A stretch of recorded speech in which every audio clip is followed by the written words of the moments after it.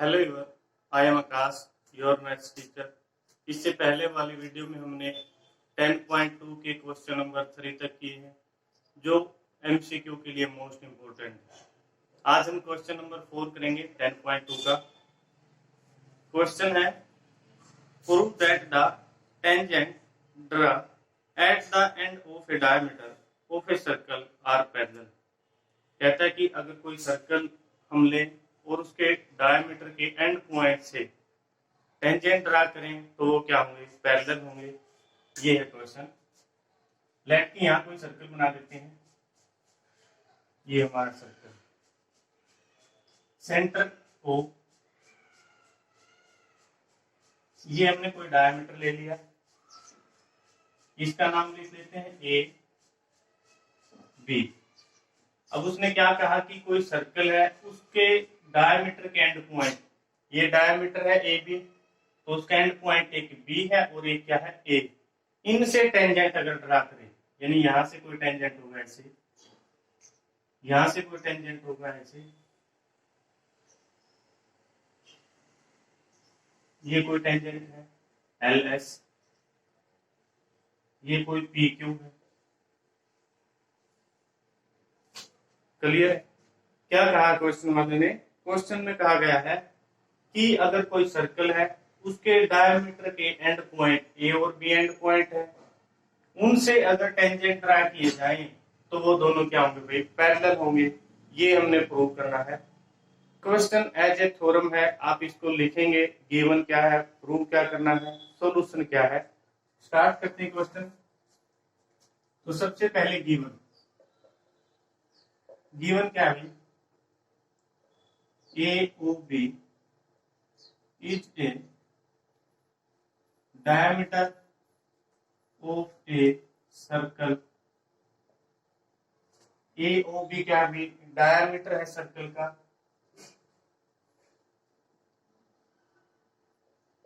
whose end points are A and B। उसके and point क्या भाई, ए और बी है। और जो टेंजेंट है वो लिख देते हैं हम L S and P Q are two tangent, दो टेंजेंट्स हैं। Draw at the end point of diameter, draw at the end points of diameter। भाई क्या कहा हमने क्वेश्चन में, ए ओ बी एक डायमीटर है सर्कल का, एल एस और पी क्यू क्या है, दो टेंजेंट है। कहाँ है वो ड्रा, जो टेंजेंट, जो एंड पॉइंट है डायमीटर के, वहां पर ड्रा किए गए हैं। ये तो हमारा गिवन था।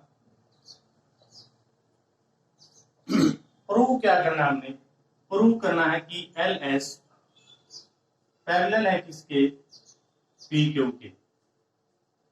एल एस पैरेलल है किसके भाई, पी क्यू के। ये प्रूव करना है। सॉल्यूशन, सॉल्यूशन क्या है भाई, हम क्या प्रूव करना चाहते हैं कि ये दोनों लाइन क्या है, पैरेलल है, जो हमारे टेंजेंट है। हम इसको प्रूव करने से पहले मैं आपको एक प्रॉपर्टी याद दिलाता हूं कि ये दो लाइन पैरेलल है। एक ट्रांसवर्सल लाइन इसको कैंसिल आउट करती है। दो लाइनें क्या है, पैरेलल है। एक ट्रांसवर्सल लाइन उसको क्या करती है, इंटरसेक्ट करती है। तो उसका ये वाला एंगल और ये एंगल इक्वल होते हैं भाई। इसका नाम 1 और इसका नाम 2। ये दोनों एंगल क्या होंगे, इक्वल होंगे। क्यों? क्योंकि दोनों क्या है, अल्टरनेटिव इंटीरियर एंगल है। हमने छोटी क्लासेज में पढ़ा, दोनों क्या है, इंटीरियर एंगल। ये दोनों भी इक्वल होंगे। तो हम इस प्रॉपर्टी को यहाँ पर यूज करने जा रहे हैं कि दो एंगल को हम क्या दिखाएंगे, इक्वल दिखाएंगे। जब दो एंगल इक्वल हो जाएंगे तो क्या कहेंगे हम, ये दोनों लाइनें क्या भाई, पैरेलल है। क्योंकि प्रॉपर्टी क्या है, अगर दो लाइन पैरेलल है, एक ट्रांसवर्सल लाइन उसको कैंसिल आउट करती है, तो उसके अल्टरनेटिव एंगल क्या होते हैं भाई, इक्वल होते हैं। अगर इसका अपोजिट किया जाए, अगर दो एंगल इक्वल है, दोनों अगर अल्टरनेटिव एंगल है, तो क्या होगा, वो दोनों लाइनें क्या होंगी भाई, पैरेलल होंगी। और इन दोनों लाइनों के बीच एंगल का सम कितना होता है भाई, 180। इन दोनों लाइनों के बीच क्या होता है, 180। आप अगर अपने दोनों हाथ को ऐसा सीधा करोगे तो आप इनको कहीं तक भी लंबा कर लें, एक दूसरे को इंटरसेक्ट नहीं करेंगे। एग्जाम्पल है, जैसे रेल की पटरियां हैं, कहीं तक भी चली जाए एक दूसरे को नहीं काटती, उनके बीच में समान गैप है। यही एग्जाम्पल हम यहाँ पर यूज कर रहे हैं, क्योंकि एक थ्योरम है आपकी कि दो पैरेलल लाइन एक ट्रांसवर्सल लाइन के द्वारा काटी जाए तो उनके अल्टरनेटिव एंगल इक्वल होते हैं। अगर अल्टरनेटिव एंगल इक्वल है तो दोनों लाइनें भी क्या होंगी भाई, पैरेलल होंगी। इस रिजल्ट को हम यहाँ पर यूज करेंगे। उसके लिए देखिए,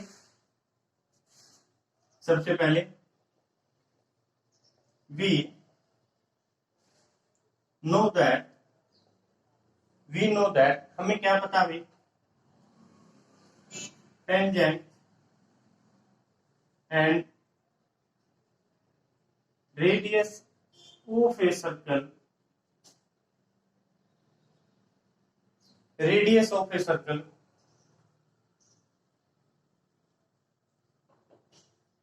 आर परपेंडिकुलर,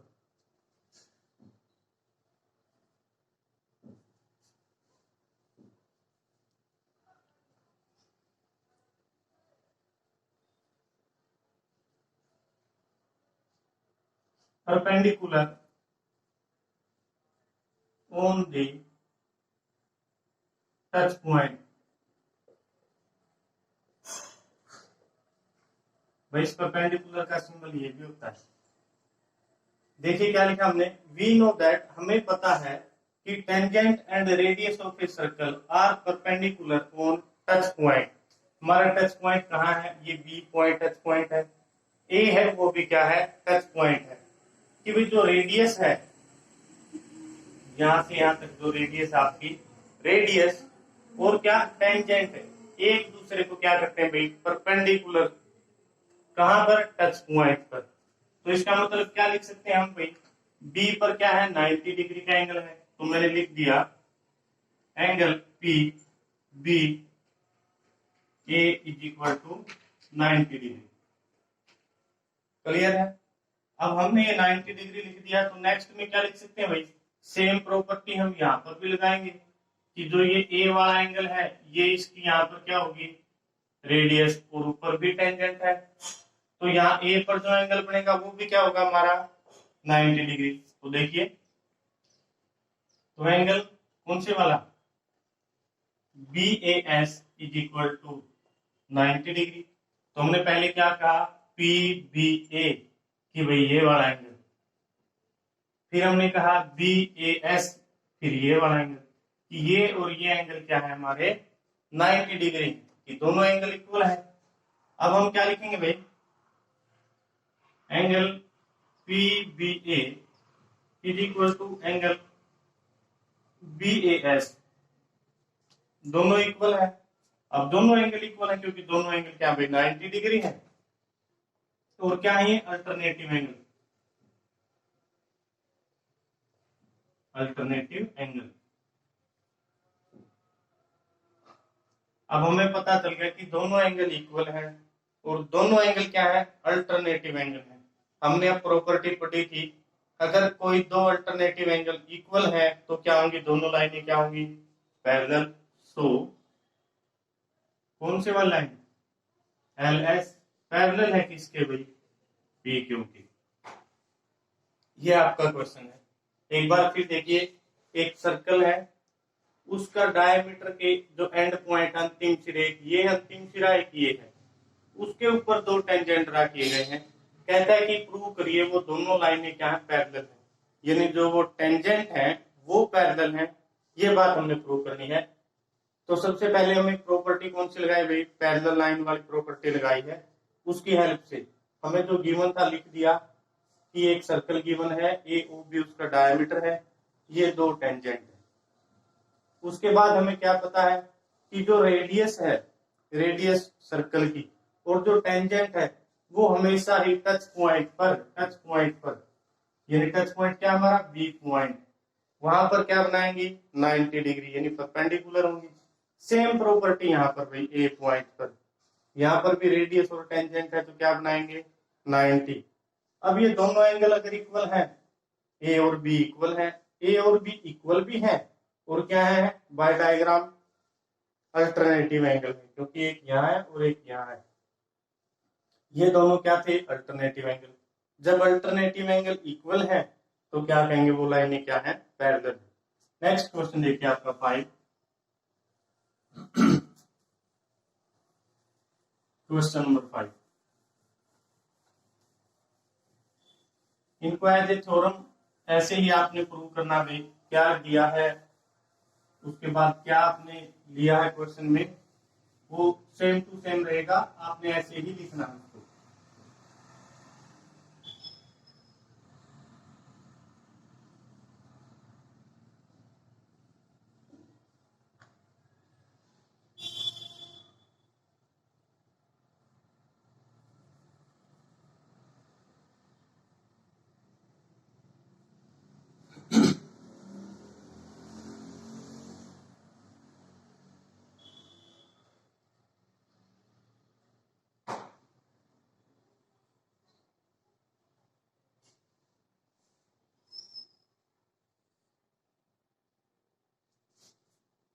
क्वेश्चन पढ़िए फिर, prove that the perpendicular at the point of contact to the tangent of a circle pass through the centre. क्या कहता है भाई, प्रूव करिए कि perpendicular at the point of contact, perpendicular ये रहा, पॉइंट ऑफ कॉन्टैक्ट ये रहा। अब क्या कहता है to the tangent of a circle, circle का जो टेंजेंट है उसके टच पॉइंट से जो परपेंडिकुलर डालेंगे वो सेंटर से पास होके जाएगा, ये आपने प्रूव करना। समझिए एक बार क्वेश्चन को, क्या कहता है अगर कोई टेंजेंट है उसका जो टच पॉइंट है, यहां मान लिया हमने ये पॉइंट टेंजेंट और ये इसका टच पॉइंट, उसके टेंजेंट के टच पॉइंट पर अगर परपेंडिकुलर बनाए तो वो सेंटर से पास होकर जाता है, यानी ओ से पास होकर जाएगा। ये हमें प्रूव करना है, तो देखिए कैसे प्रूव करते हैं।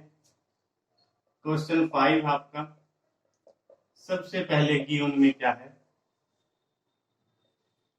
O is the centre of a circle. O क्या है भाई, सेंटर है सर्कल का।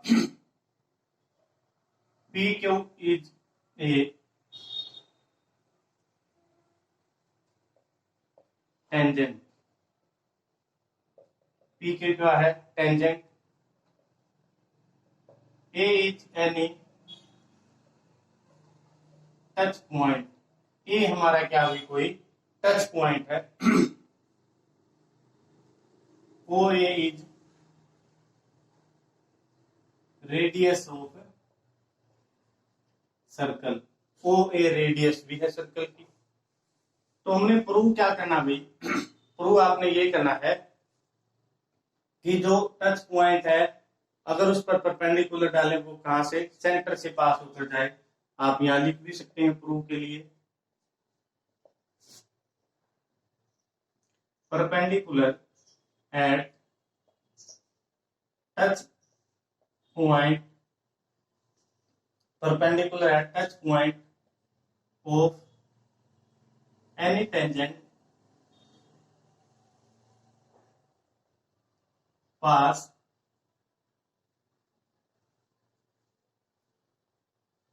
through the circle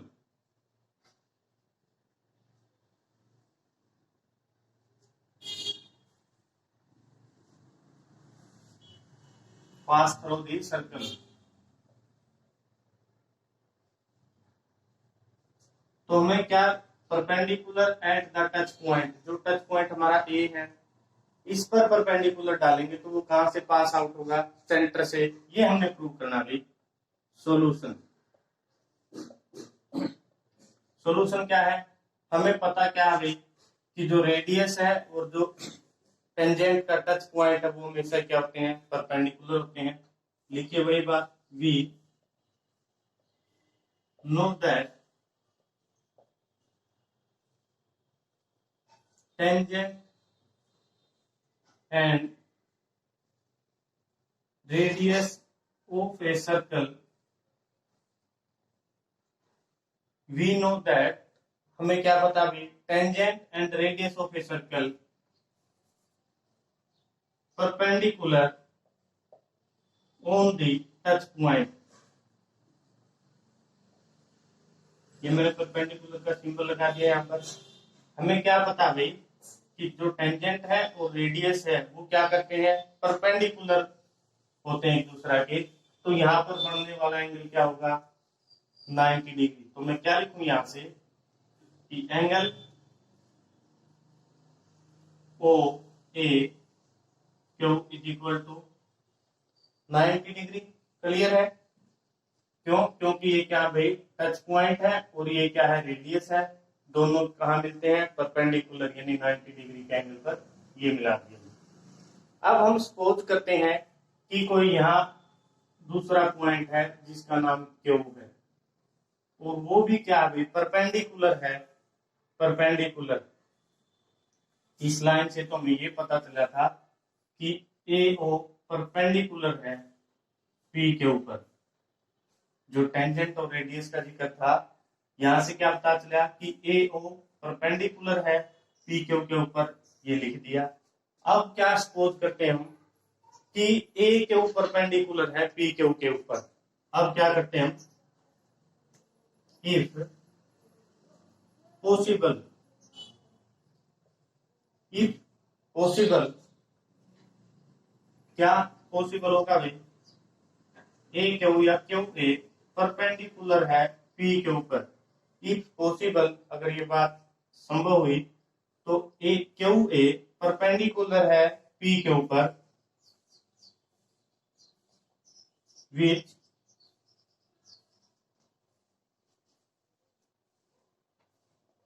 note pass through the centre. हमने क्या कहा भाई, अगर ये पॉसिबल है कि क्यू ए, हमने क्या कहा, अगर ये पॉसिबल है कि क्यू ए परपेंडिकुलर है किसके ऊपर, पी क्यू के ऊपर, जो पास नहीं होता सेंटर से, यानी सेंटर से क्या है, दूर है। तो इसको क्या ऐसे लिखेंगे हम कि क्यू ए परपेंडिकुलर है, तो आप लिखेंगे क्यू ए, क्यू दो हो गए हमारे, इस पॉइंट को नाम कुछ और दे देते हैं, इसको लेट एस नाम दे दिया भाई हमने।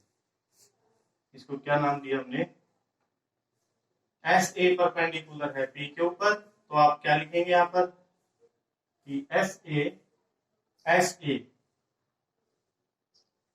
Q, angle S A Q is equal to 90 degree by construction.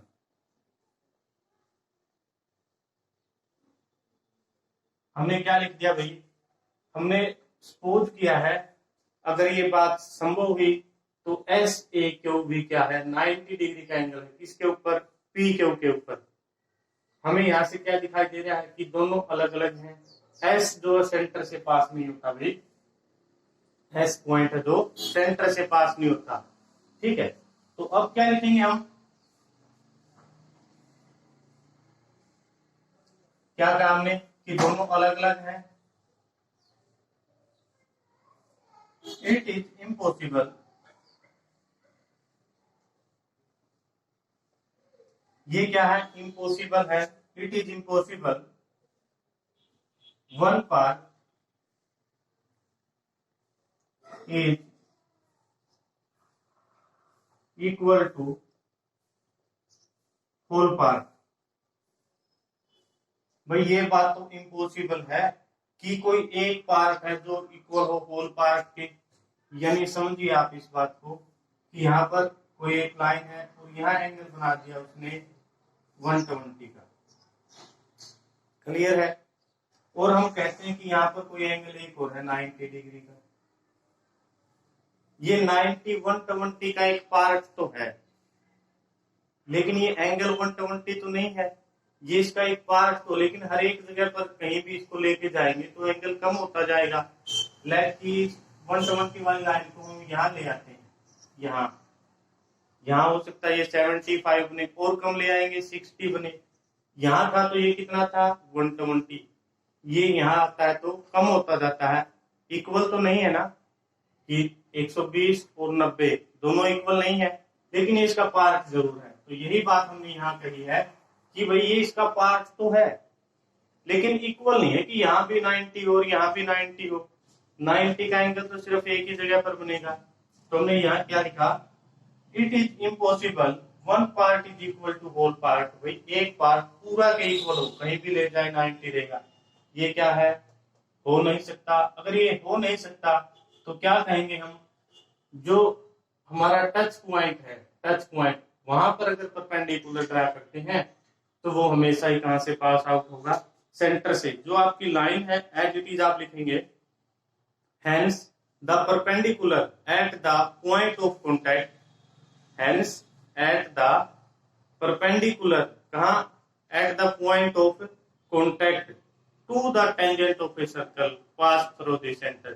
Last में लाइन आपने एज इट इज लिख देनी। भाई क्या पता चला हमें, अगर परपेंडिकुलर डालते हैं टच पॉइंट पर वो हमेशा ही सेंटर से पास आउट होता है।